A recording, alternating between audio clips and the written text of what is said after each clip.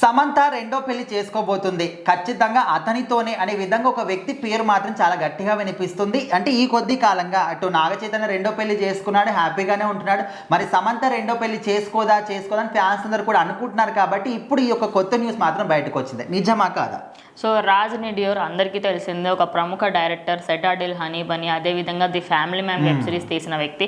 ఈ రెండు web series తీసిన తర్వాత ఆయనకైతే మంచి స్టార్డమ్ అయితే వచ్చింది. ఇక దానికంటే ముందు కూడా ఉంది.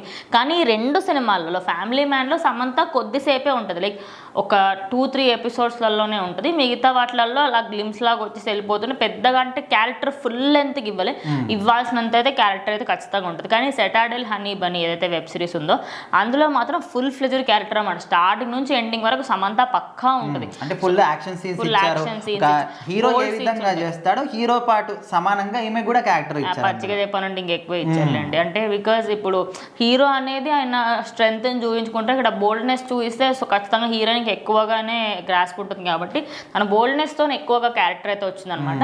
అయితే ఈ రెండు సినిమాల తర్వాత ఎక్కడ చూసినా కూడా రాజ్ నిడియోర్, సమంత వీళ్ళిద్దరే కనిపిస్తుంది. అయితే రీసెంట్గా ఒక క్రికెట్ మ్యాచ్కి సంబంధించి ఎంట్రీలో అక్కడికి వెళ్ళడం జరిగింది, అయితే గెస్ట్గా. సో అప్పుడు కూడా రాజ్ నిడియోర్ అదేవిధంగా సమంత వీళ్ళిద్దరే అక్కడ కలవడం జరిగింది. సో వాళ్ళిద్దరిని కంటిన్యూస్గా చూస్తున్న నెటిజన్స్కి అయితే ఓకే వీళ్ళు రిలేషన్లో ఉన్నారనే డౌట్ డే బై డే పెరిగిపోతుంది. ఇంతకుముందు కూడా కొన్ని రెస్టారెంట్లో కావచ్చు, కొన్ని చోట్ల కూడా వాళ్ళిద్దరు కలిసి కనిపించారు. కొన్ని ఫొటోస్ కూడా బయటకు వచ్చాయి. సో అందుకోసమని ఇక్కడ ఆయన కూడా వాళ్ళ భార్యకు విడాకులు ఇస్తున్నాడని కూడా ఒక న్యూస్ బయటకు వచ్చింది. సో అదే ప్రాబ్లం యాక్చువల్లీ. ఇప్పుడు సమంత ఒక ఇంటిని కూల్చి మరీ వెళ్తుందా అంటే ఖచ్చితంగా తనకైతే దీని గురించి ఒకసారి మధ్యలో ఎప్పుడు అడిగితే నాకు పెళ్లి పైన అంత ఇంట్రెస్ట్ లేదు, కానీ చేసుకుంటాను తొందరలో అని అయితే చెప్పింది. మరి రాజ్ నిడియోర్కి ఆల్రెడీ పెళ్ళై పిల్లలు కూడా ఉన్నారు. మరి వాళ్ళని ఈ టైంలో సమంత కోసం వదిలేయడం would not be that great అని చెప్పేసి అందరూ ఫీల్ అవుతారు. బట్ అది వాళ్ళ పర్సనల్ చాయిస్. నిజంగా వదిలేసుకొని ఆ రాజ్ నిడియోర్ తను పెళ్లి చేసుకుంటే అయితే తను హ్యాపీగా ఉంటే అందరూ కూడా బాగుంటుంది.